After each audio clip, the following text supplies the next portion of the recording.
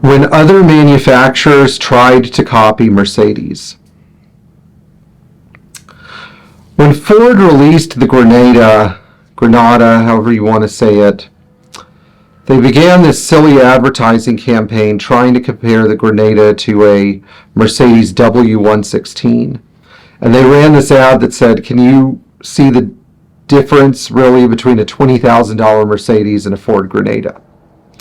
This is really quite funny because it's going to serve as a springboard for the rest of our video today about how other manufacturers understand that there's such a prestige associated with Mercedes, particularly when Mercedes was at the height of its prestige in like the 1970s, 80s, and 90s, that in case things weren't going so well for them, maybe they could try ripping a few design and engineering details off of the engineers at Stuttgart to make their product more marketable.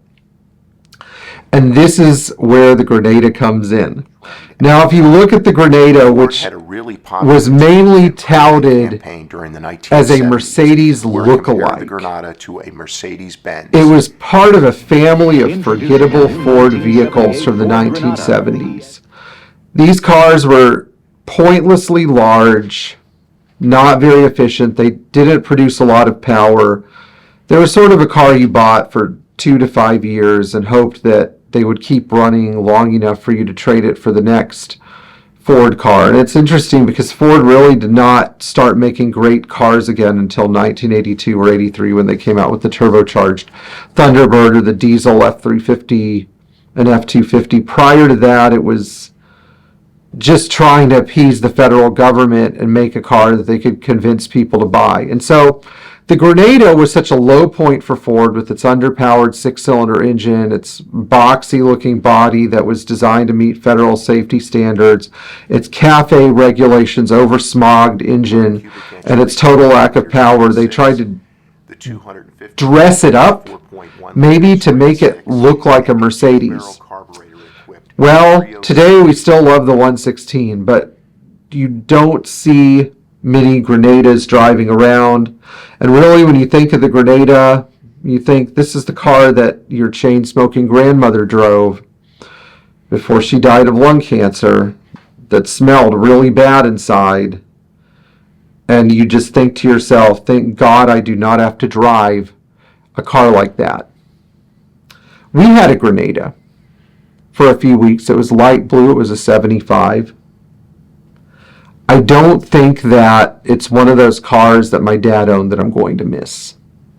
The next car that we're going to look at is the Lexus LS400 and LS430. And so you know for a fact that Lexus took a Mercedes 126, dissected the car, and tried to take all of the engineering and not so much stylistic, but layout. They tried to copy the layout of the car. If you look at the two cars underneath, it's like, did the same company build these two cars?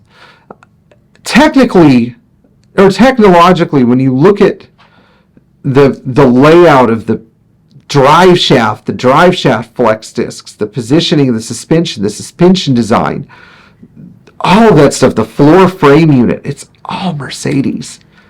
So at some point, they either took a 140. I personally think they started with a 126. And when the 140 came out, they bought a 140 early on, and they started using design elements of the 140.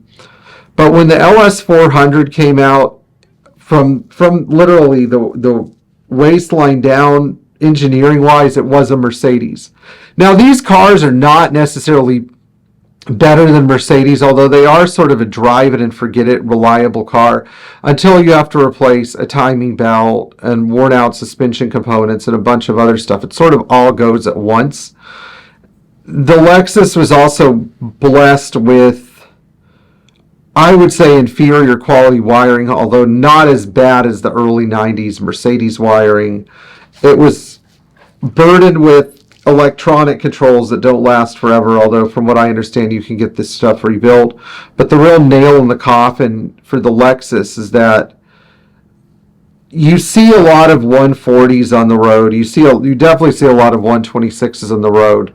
The 126 is still a much easier car to repair than the Lexus. It's still much more straightforward. The Lexus, once you run into some electronic issues or plastic or wiring issues, it becomes really difficult to fix it to a high standard. I'm not talking about fixing and keeping it going, but I'm talking about fixing it to a high standard.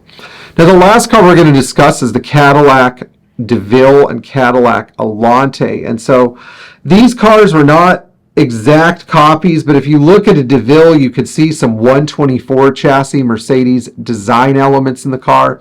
And we all know why the Alante was produced and who they were trying to compete with.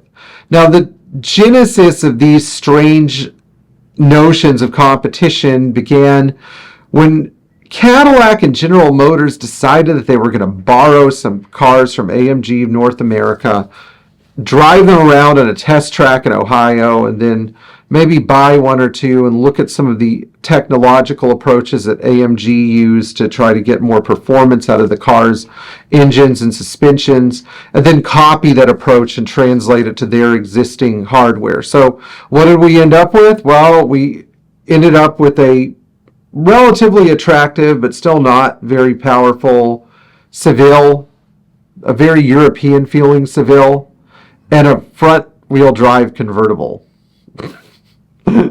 And really, if you look at it from that perspective, the LeBaron, the Chrysler LeBaron and the Cadillac Alante have more in common than an R107 or an R129 and a Cadillac Alante. By the time the Alante was launched in 1987, Mercedes had delivered quite a few thousand 560 SLs already.